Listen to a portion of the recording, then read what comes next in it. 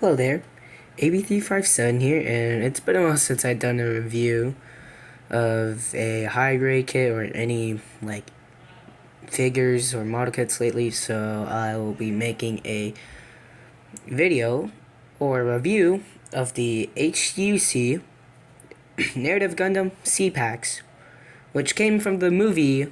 I think it's somewhere in 2019, probably in 2019, somewhere like that. But narrative called Gundam NT, which is basically a prototype version for the new Gundam, but got abandoned, and then like what, over 10 years, 9 years later, but it got bring back from the Lu & Co company and made into three different packs, which is A packs, B pack, and C pack, which I have right here. And obviously the reds are the cycle plates, which is supposed to be for the C pack because it got rushed while in the makings of the Neo Zeon 2. But yeah, overall, let's look for aesthetics and the proportion or details, I guess. But I'm a bit rusty of doing reviews. But here's a 360 of the narrative C pack. Of course, it looks pretty accurate to the design and as well as it looks pretty accurate as well. But for paint, I did quite a bit of painting, a lot of painting actually. But for painting, there's not a lot of paint to deal with. It's just the only paint that you really have to do is the collar piece right here, which is supposed to be gray, and the cockpit right here, which is in blue, but I painted it to be in a gray piece or gray color. And for weapons, of course, got two beam sabers on its back and Vulcans, which it comes.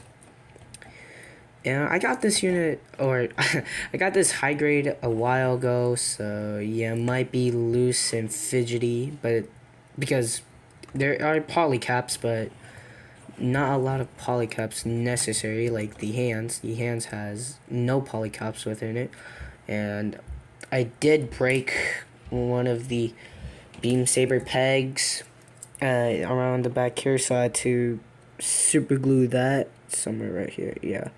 See the beam saber peg, it might be too bright, but had to super glue that to fix it up. But let's go with accessories. Of course, besides the accessories, which are the pair of beam sabers and the hilts, but these are the beam sabers right here, which is just basically the cycle plates, but it's a solid piece instead of a soft piece. So this could probably get loose over time. Yep, it dropped off. So just be careful of that. But if you just let it stand still, it'll be fine. And it's red but not pink. And then comes with the, of course, good old beam rifle, which is just basically a really quick version of the Jim beam rifle. Stick on the beam magnum right here. And how you plug it is just really simple. Just take off this, but you have to be careful because over time it will get loose because there's no polycaps in it, as you can see. And the head is shaking off a bit as well. As you can see, the beam and the joint right here is becoming super loose, as you can see. But the most worked on I have to do with this unit, this high grade, is of course the shield. Yes, I painted the whole shield, which the whole section is supposed to be in gray, but I tried to mix in with the black paint, and of course it looks messy as well. Oh, hey, here's the back. This is what it's supposed to look like. Kind of messy, but you can see I did the missiles red as well. a bit messy right there. If I had a top coat, it wouldn't scratch, but all you have to do is just slide this in. And that's all you really have to do. Yeah. So, enough. I'm just gonna say this also rotates as well. But I have to be careful with the paint because paint is already scratching off. And the peg right here for the shield, I forgot. The peg right here for the shield is for the back of the backpack. As you can see, there's a peg hole right here. And yeah, that's mostly it. Now, time for articulation. And the head popped off. Great. Now where did it go? Okay, so the V-fin popped off, so it was hard finding this blue piece right there because it fell off since I have like a hole right here or open line. So just be careful about that because it's really tiny and really hard to get on. So you might want to super glue that piece, but you know what, who cares. But yeah, time for the articulation. So head, it's on a ball joint, so it could possibly go 360, but I don't want to loosen the head over time. Yeah, but it could possibly go 360. This has a chicken joint right here, or peg. This, the arm is on a ball joint. Ball joint here, inside of it, there's a pulley cap, so it could go 360.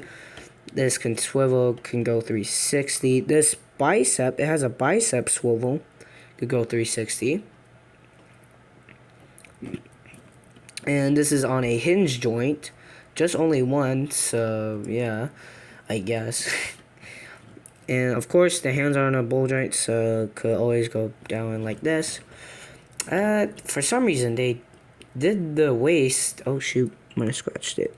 They did the waist on a peg, so limits a lot of articulation. So they could have done a ball joint, but it makes sense since there's a cockpit right here. Cockpit open, so I don't know how they gotta do with the ball joints, but there is a ball joint underneath here, so you can't go 360 because of this hindering. And I almost forgot, I did paint these white Vulcans underneath here. I almost forgot about that. So you do have to paint these Vulcans white underneath. Completely forgot about that. So crunch, not that bad. Back, yeah. These are on one piece, but I just cut it into two pieces so they can move up relatively high for a front skirt. I accidentally broke the peg of this unit, so I had to super glue it. But this is how far the feet can go, and this is how far back it can go because of the thruster hindering it underneath. But yeah, side skirts, just it cannot rotate. I don't know why they did not use, for some reason they didn't use just a straight up peg, not peg, but like a ball joint or anything. They just did the side skirts like in a straight line, which happens to the Moon Gundam as well. But you know what, who cares. 360, not bad. Oh, but without this coming off, this is how high it can move up. The knee, it has a double joint right here and right here, but doesn't, well, can pull off decent moves. Here, this fin part right here is movable. The, oh shoot. This piece right here can move, but it's really loose. It's supposed to be like this. Of course, the feet are on a ball joint, so you can pivot this pretty good, actually, and move it back over here. And then this piece right here can slide up and down, but doesn't really help anything at all. But you know, it works. It works. It works out for it, I guess. And for stickers, I almost completely forgot about the stickers. Mainly in the sticker department. It's just the two cameras in the front and back, right here, and the eyes. Which there is another version of it, which is red. But if you want it to be NTD mode, but yeah, just saying. And you do have to make this clear cockpit right here blue, tinted blue. Just if you want it to be anime accurate, then yeah, sure, why not? So for size comparison, here is the Robot Damacy Robot Spirit Side MS Gym Custom from Stardust Memory 83, 0083. And then here is the HGUC Regis, which is from Mobile Suit Gundam Char's Counterattack. And here it is with the HGUC Gym Quell from Advance of Zeta or Stardust Memory 0083. Or the Gym Type C from 0083 as well. And here are the units that it's based on, which is the RX-0 Unicorn Gundam, which I really love, but really difficult to build, and the HGUC New Gundam from Char's Counterattack. And lastly, the mobile suit that he is fighting in the movie, which is the HGUC Senanju Shrine from Mobile Suit Gundam NT, and the RG Sazabi from Mobile Suit Gundam Char's Counterattack. Lastly, but not all, would you want to buy this model kit? For me, personally, it's on you because the Narrative Gundam is basically a prototype that hasn't been finished before, so the design could be a bit off-putting for some people.